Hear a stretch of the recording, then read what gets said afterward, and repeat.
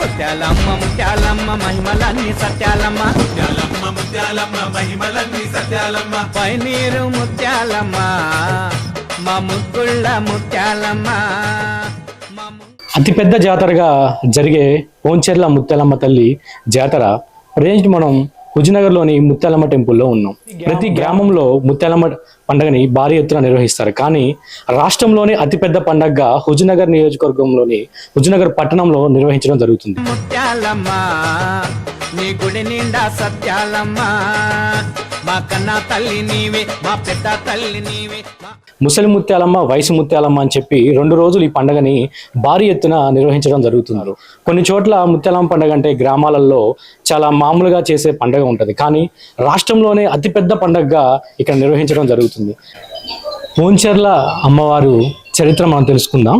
ఇది మనతో చెప్పడానికి దొంతగాని సత్యనారాయణ గారు మనతో ఉన్నారు. వారిని అడిగి ఈ చరిత్ర గల మహిమలు ఏంటి, ముత్యాలమ్మ తల్లి గల వరాలిచ్చే దేవత, ఎలాంటి మొక్కులు చెల్లిస్తారు ఇక్కడని మనకి తెలుసుకుందాం. చెప్పండి, అంటే అసలు ముత్యాలమ్మ తల్లి చరిత్ర చాలా మందికి తెలియదు. అంటే మీరు ఎప్పటి నుంచో ఉన్నారు, మీకు ఆ చరిత్ర తెలుసు, ఒకసారి చెప్పండి ముత్యాలమ్మ తల్లి చరిత్ర గురించి.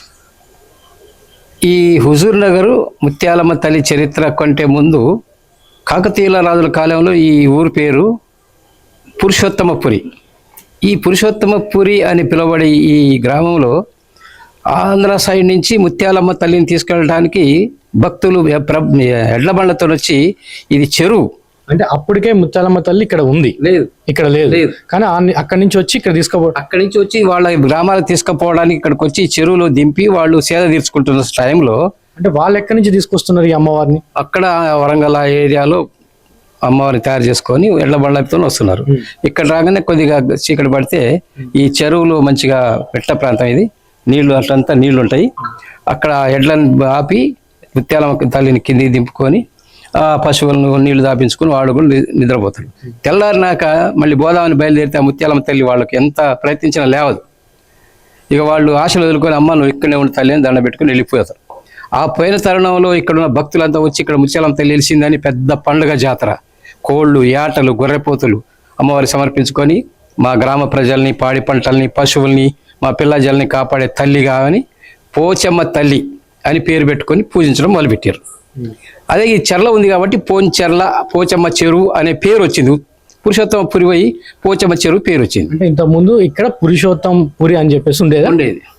ఆ తర్వాత నైజాం ప్రభుల కాలంలో హుజూర్ అనే ఒక తహసీల్దార్, మన హుజూర్ నగర్ కోదాడ నియోజకవర్గ పరిధిలో సమితి ఉండేది, ఇది ఆ తహసీల్దార్ పరిధిలో ఉండేది.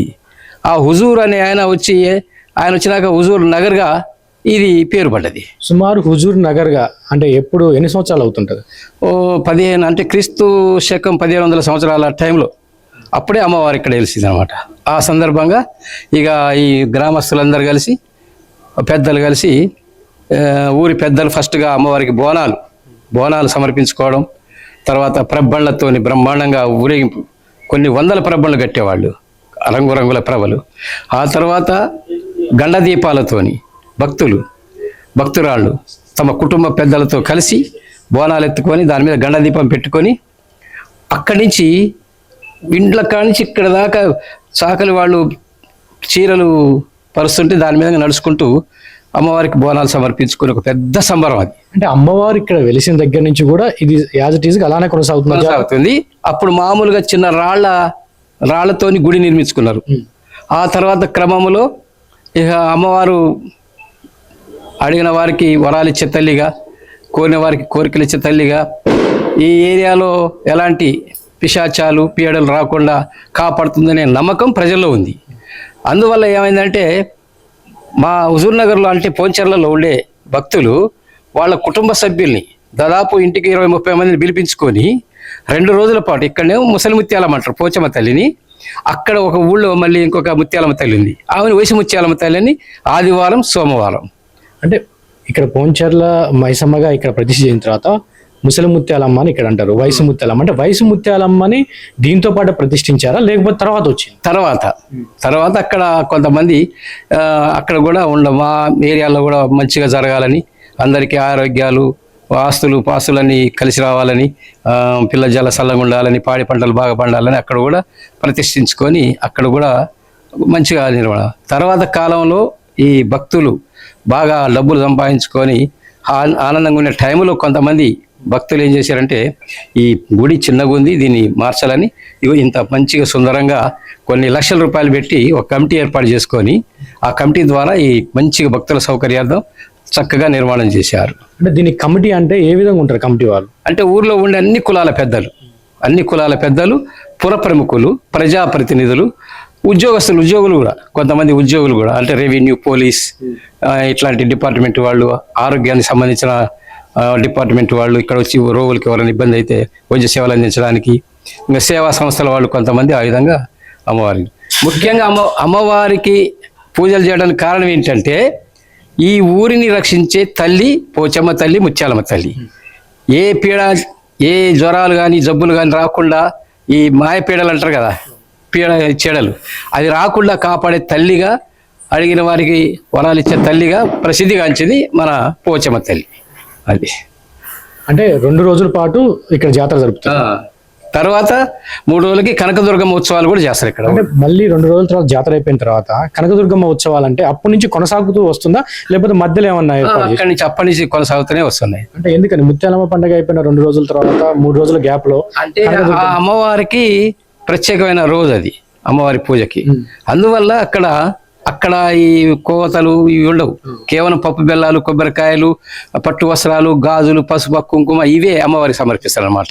ఇక్కడ అమ్మవారికి మటుకు అంత మొక్కులు అంటే ఇక మనకు తెలుసు కదా, మన జనాలు అంత బలిదానాలు చేసి ఏటపోతులు, గొర్రెపోతులు, మేకపోతులు, కోళ్ళు ముఖ్యంగా అసలు ఇక్కడికి వచ్చిన వాళ్ళు కన్నుల పండుగగా సంబరంగా చూసి ఆనందంగా ఇంటికి వెళ్ళిపోతారు.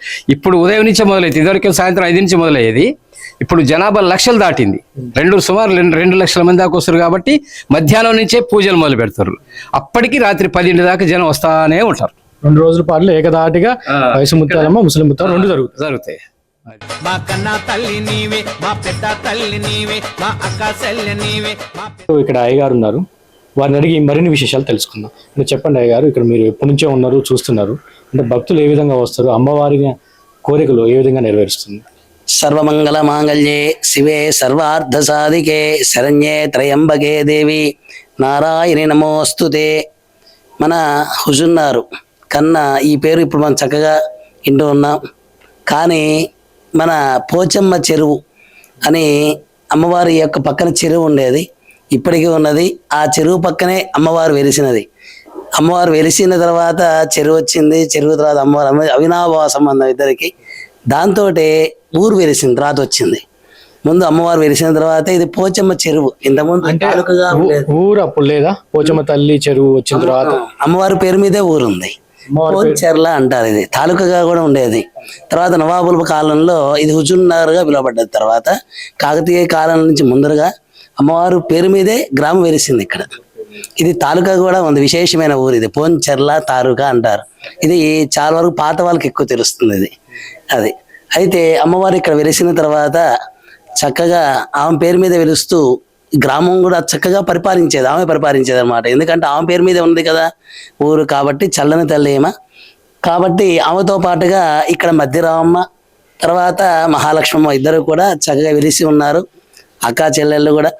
అయితే ఈమెతో పాటుగా వెలుస్తూ ఇక్కడ ఇవన్నీ పెద్దమ్మవారు అంటారు, ముసలి ముత్యాలమ్మ అంటారు అమ్మవారు, గ్రామ దేవత. అదేవిధంగా ఇంకొక చెల్లెల్లాగా ఆమెకి చిన్న ఉంటుంది అక్కడ మనకి, అది మన ఇంకో బజార్లో ఉంటుంది అమ్మవారు, ఆమెను చిన్న ముత్యాలమ్మ అంటారు. వయసు అక్కడ వయసు ముత్యాలమ్మ ఎప్పుడు ఏర్పడింది? వయసు ముత్యాలమ్మ ఈమెతో పాటుగా వాళ్ళు అక్కా చెల్లెలంతా కూడా ఒక్కసారి తర్వాత పేరుస్తూ వచ్చారు. మనకి అమ్మవారి గ్రామ దేవతల నిలయం విశేషం ఇది హుజూర్నగర్, అంటే పోచమ్మ చెరువు ఆమె పేరు మీదే గ్రామం వెలిసింది కదా. కాబట్టి అప్పటి నుంచి కూడా అప్పుడప్పుడు రాత్రిపూట తిరుగుతున్న వాళ్ళకి అమ్మవారికి గజ్జలు గల్లుగా అనిపడుతూ ఉంటాయి. చాలా విశేషమైన దేవాలయం ఇది. తర్వాత కాకతీయుల కాలం నుంచి కూడా ఉన్నది, ఎందుకంటే చెరువులు ఎక్కువగా తోలిచ్చింది కూడా వాళ్ళు కాకతీయుల కాలం కాబట్టి అప్పటి నుంచి కూడా దేవాలయం ఉంది. దేవాలయంతో పాటుగా అమ్మవారి పక్కన చెరువు ఉంది, విశేషమైన ఊరు ఇది. తర్వాత అమ్మవారు ఇక్కడ భక్తుల్ని ఎప్పుడు కూడా కన్నబిడ్డలలా చల్లగా ఇప్పటికీ కూడా కాపాడుతూ ఉంటుంది. ప్రతి సంవత్సరం కూడా సంవత్సరానికి ఒక్కసారి, ఇంతకుముందు చాలా పురాతనమైన దేవాలయం ఉండేది, ఆ దేవాలయాన్ని మన భక్తులు కొంచెమంది కమిటీగా ఏర్పడి చక్కగా ఈ దేవాలయాన్ని పునరుద్ధరించారు. అప్పటి నుంచి ఇంకా విశేషంగా జరుగుతున్నాయి ఇక్కడ కార్యక్రమాలు అమ్మవారికి కూడా. అయితే ఈ జిల్లాలో కానీ రాష్ట్రంలో కానీ అమ్మవారికి ముత్యాలమ్మవారికి జాతర జరగడం అంటే హుజూర్నగర్ పేరే చెప్పుకోవాలి.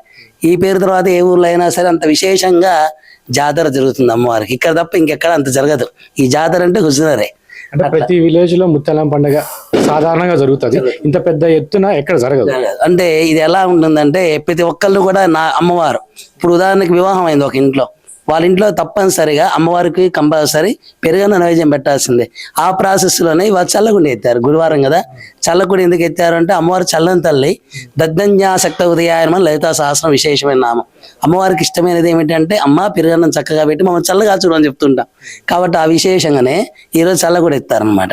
ఎత్తిన తర్వాత కార్యక్రమం ప్రారంభమైంది. తర్వాత గురువారం ఎత్తితే మనకి ఆదివారం రోజు కార్యక్రమం ప్రారంభమవుతుంది, సోమవారం రోజు చిన్న ప్రారంభమవుతుంది. తర్వాత గురువారం రోజు, ఇంతకుముందు అది కూడా సేమ్ మంగళవారం ఉండేది, కానీ ఈ 2 రోజులు కూడా గట్టిగా జాతర చేస్తారు కదా. జాతర అయిపోతే మళ్ళీ ఇంకా ఇంట్లో ఉన్న తర్వాత అమ్మవారు ఏమో ఆదిపరాశక్తి కనకదుర్గ అమ్మవారు, కాబట్టి ఆమెకి ఏరే పద్ధతి ఉంటుంది, కాబట్టి వైదోక్తంగా ఉంటుంది. కాబట్టి ఆమెకి ఏమిటి అంటే 3 రోజులు తేడా తీసుకున్న తర్వాత గురువారం రోజు చక్కగా చేస్తున్నాం అమ్మవారికి లక్ష్మీవారం. ఫస్ట్ నుంచి కూడా ముత్యాలమ్మ పండుగ అయిపోయిన వెంటనే కనకదుర్గమ్మ కూడా తప్పనిసరిగా అయ్యేది అప్పుడే అయ్యేది, కానీ తర్వాత మార్చారు. ఎందుకు అంటే ఇదే ప్రాసెస్. ఇప్పుడు శరీరం అనేది మనకి శరీరం ముఖ్యం కదా, ధర్మం సాధించడానికి, ధర్మాన్ని అనుష్ఠించడానికి. కాబట్టి దానికోసం మన వాళ్ళు ఆలోచించి పెద్దవాళ్ళు తర్వాత 3వ రోజుకి అమ్మవారు పెట్టారు. అట్లా గురువారం రోజు అమ్మవారి యొక్క కార్యక్రమం జరుగుతుంది. పెద్ద అది కూడా బాగా జరుగుతుంది కనకదుర్గ అమ్మవారికి. సుమారుగా భక్తులు ఎంతమంది వస్తారు? వాళ్ళ కోరికలు తీర్చే అమ్మవారుగా ఇక్కడ ఉన్నారు. అయితే భక్తులు అంటే గ్రామంలో ప్రతి ఒక్కరికి ఆరాధ్యవత అమ్మవారే. ఎందుకు అంటే అమ్మవారు ఆ ఊరే అమ్మవారు ఊరు. కాబట్టి ప్రతి ఇంట్లో పెళ్ళైన అమ్మాయి కానీ, వాళ్ళ ఇంట్లో ఉన్న కుటుంబం కానీ, మనవాళ్ళు మునవాళ్ళు ప్రతి ఒక్కరు ఇది నా పండగ. ఇంట్లో పెళ్లికి అయితే ఎట్లా చుట్టాలు వస్తారో అలాగే ప్రతి ఇల్లు కూడా కోలాహలంగా నిలిచిపోతుంది అన్నమాట. దీనికి సంఖ్య చెప్పలేం, అంత అశేష జనభక్తులు వస్తారు విశేషంగా అనమాట. ఊరంతా కలిసి వచ్చే జాతర ఈ అమ్మవారి జాతర. ఇది ఇంట్లో పండగ. ఇక్కడ హుజనగర్లోని పోంచెర్ల అమ్మవారి చరిత్ర. జనరల్గా ప్రతి గ్రామంలో ముత్యాలమ్మ పండుగ అనేది జరుపుకుంటారు, కానీ ఇక్కడ అమ్మవారి పేరు మీదనే ఊరు వెలిసిందంట. దాని తర్వాత హుజూర్ నగర్గా పేరు మార్చబడింది.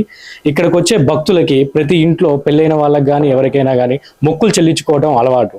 అలానే వాళ్ళకి ఇచ్చిన దేవుడికి ఒక మొక్కు మొక్కుంటే మళ్ళీ సంవత్సరం వచ్చిన తర్వాత ఆ మొక్కులు చెల్లించుకొని ప్రతి ఒక్కరికి ఇక్కడ గ్రామదేవత ప్రతి ఒక్కరిని కాపాడుతుందని ఇక్కడ భక్తుల నమ్మకం ఉంది. ఇది ఇక్కడ దేవత, గ్రామ దేవతకు సంబంధించిన చరిత్ర.